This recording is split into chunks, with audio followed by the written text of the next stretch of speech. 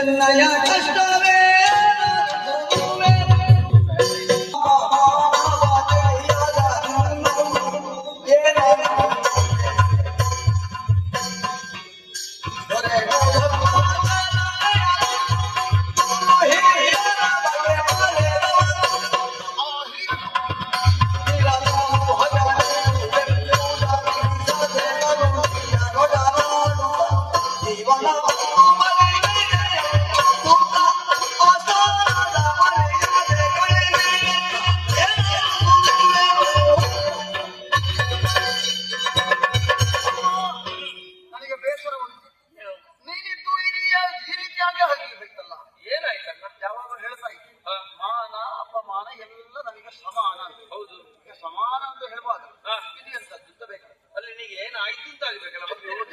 ಪರಚಿದ ಗಾಯ ಯಾರು ಪರಚಿದ್ದು ಉರಿ ಬರ್ತದೆ ರಕ್ತ ಸುರಿಯುತ್ತದೆ ಹೌದು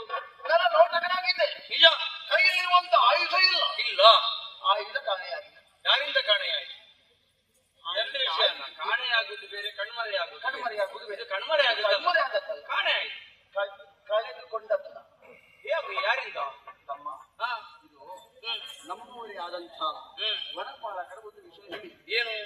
ಕಪರಿಯೊಂದು ಬಂದಿದೆ ನಮ್ಮ ವನಕ್ಕೆ ಹೌದು ನಾವು ಬೆಳೆಸಿದ್ದೇವಲ್ಲ ಹೂವಿನ ತೋಟ ಸರಿ ಹಣ್ಣಿನ ತೋಟ ಸರಿ ಕಡಿಮೆ ಉಂಟ ಹೇಳಿ ಕೊರತೆ ಉಂಟ ಅದು ಯಾಕೆ ನಮಗೆ ಬೇಕಾಗಿದೆಯಲ್ವಾ ಹೌದೌದು ಹೀಗಿರುವಂತ ವೇಳೆಯಲ್ಲಿ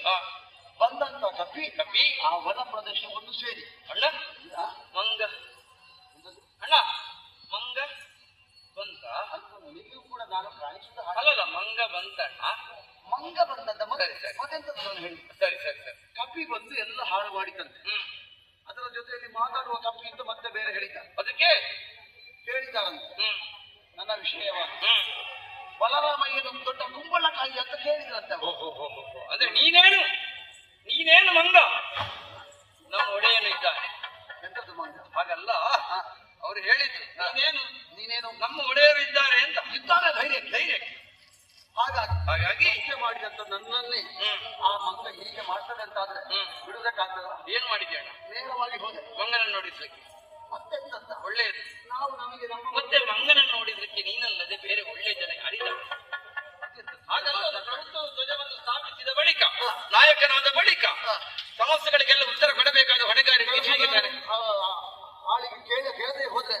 ಮನೆಯ ಯಜಮಾನ ಹೋಗಿ ಕೇಳಬೇಕು ಹೋಗ್ಲೇಬೇಕಂದ್ರೆ ಮಂಗ ಆದ್ರೆ ಮತ್ತೆ ಹಾಗಾಗಿ ಹೋಗಿ ಕೇಳಿದೆ ಸರಿ ನನ್ನ ಮಾತಿಗೆ ತಿರಸ್ಕಾರ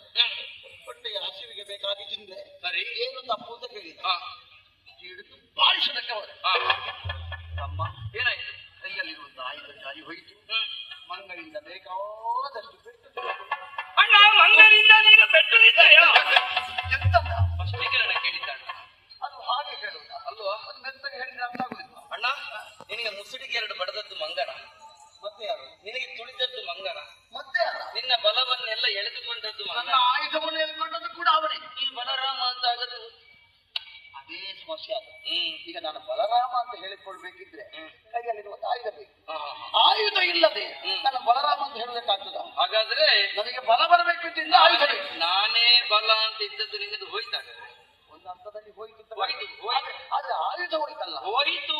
ಬಲವಂತ ನಾನೊಬ್ಬನೇ ಅಲ್ಲ ಎನ್ನುವ ಭಾವ ಹೋಯ್ತಲ್ಲ ಆಯುಧವೂ ಹೋಗಿದೆ ಆ ಭಾವ ಹೋಯ್ತಲ್ಲ ಇನ್ನು ನಿಶ್ಚಯ